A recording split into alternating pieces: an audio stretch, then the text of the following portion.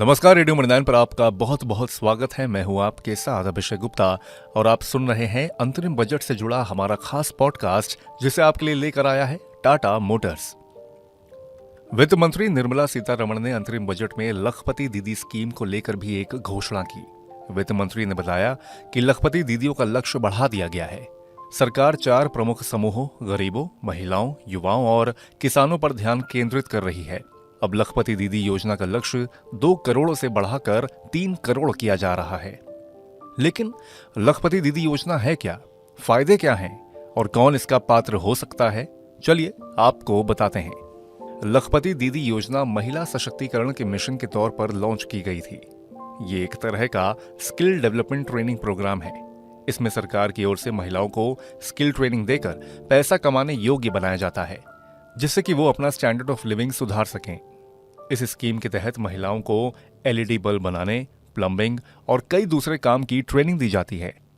स्वयं सहायता समूह के जरिए इसे चलाया जाता है। न सिर्फ स्किल डेवलपमेंट बल्कि महिलाओं को व्यापार की रणनीति और मार्केट्स तक पहुंच बनाने में मदद दी जाती है। इसके लिए उन्हें बिजनेस शुरू करने के लिए 5 लाख रुपए तक का लोन भी दिया जाता है। साथ ही महिलाओं को सेविंग्स करने के लिए प्रोत्साहित किया जाता है और कम खर्च में इंश्योरेंस कवरेज की भी सुविधा दी जाती है। दूसरे शब्दों में कहें तो सरकार ने आर्थिक रूप से वंचित महिलाओं को आगे लाने के लिए लखपति दीदी योजना शुरू की थी। देश में इस समय करीब 83 लाख स्वयं सहायता समूह हैं। इनसे 9 करोड़ से ज्यादा महिलाएं जुड़ी हैं। सरकार ने इन्हीं स्वयं सहायता समूह से जुड़ी महिलाओं की आय बढ़ाने के लिए लखपति दीदी योजना शुरू की है।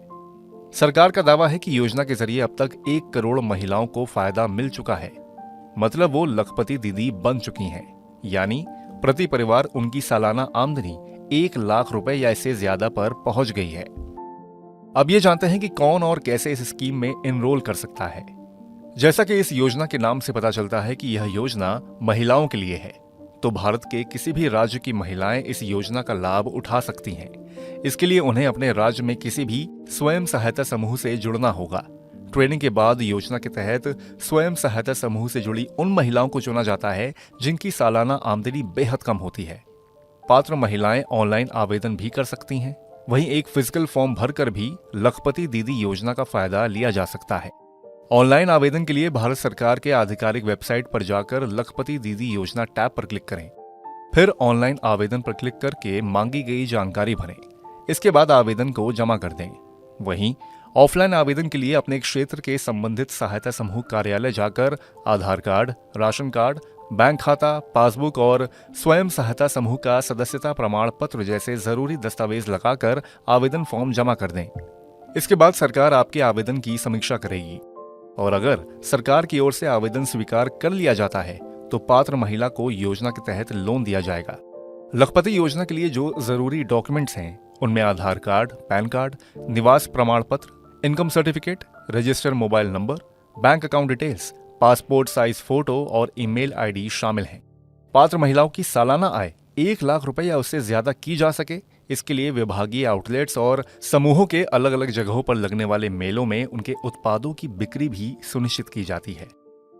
तो आज के अंतरिम बजट से जुड़े इस स्पेशल पॉडकास्ट में बस इतना ही। ये पॉडकास्ट आपके लिए लेकर आया है टाटा मोटर्स। अंतरिम बजट की इस श्रृंखला में कई और खास किस्से हैं और कई जरूरी जानकारियां हैं जो हम आपको बताएंगे। तो रेडियो मृदान पर आप जुड़े रहें। फिलहाल के लिए मैं अभिषेक गुप्ता आपसे लेता हूं विदा। धन्यवाद।